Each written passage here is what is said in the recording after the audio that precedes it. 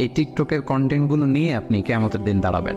কি ইউটিউব বানালাম, কি কমেন্টস করলাম, কি বক্তব্য দিলাম, কাদের সাথে মিশলাম, আমার অ্যাক্টিভিটি কি ছিল, আল্লাহ সুপ্রিম কোর্টের কাঠ গড়ায় পাই টু পাই কিন্তু হিসাব দিতে হবে। আজকের প্রোগ্রাম নিয়ে আমাকে অনেকে নক করেছিল, আমাকে অনেকে জিজ্ঞেস করছে যে হুজুর আসলে কি 30 তারিখে আপনার একটা প্রোগ্রাম আছে এখানে?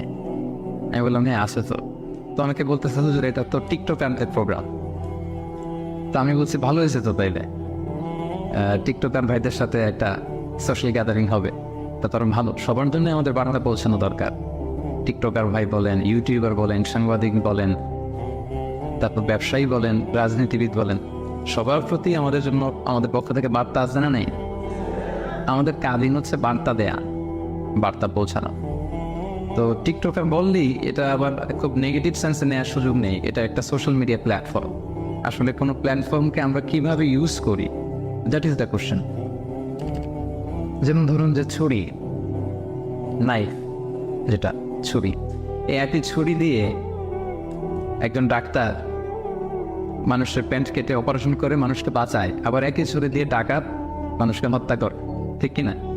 একই ছুরি ইউজ করে ডাকাত মানুষ মারে, একই ছুরি ইউজ করে ডাক্তার পেট কেটে অপারেশন করে মানুষ বাঁচায়। সো ছুরির কোনো দোষ নাই, দোষ হচ্ছে এই ছুরির ইউজার যিনি ব্যবহার করছে।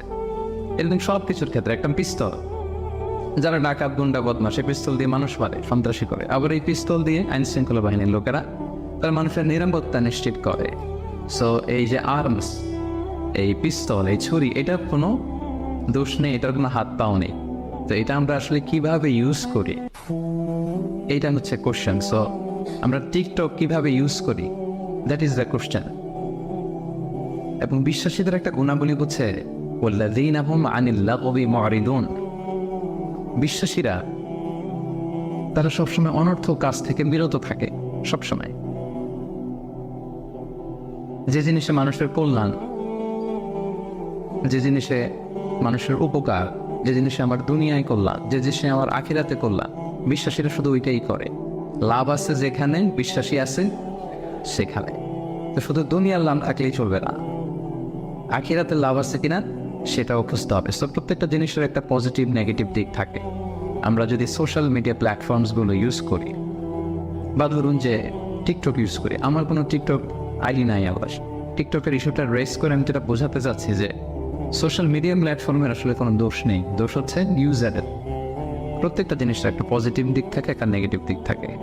সো আপনি পজিটিভলি এটা ইউজ করতেছেন কিনা, দ্যাট ইজ দ্য কোশ্চেন।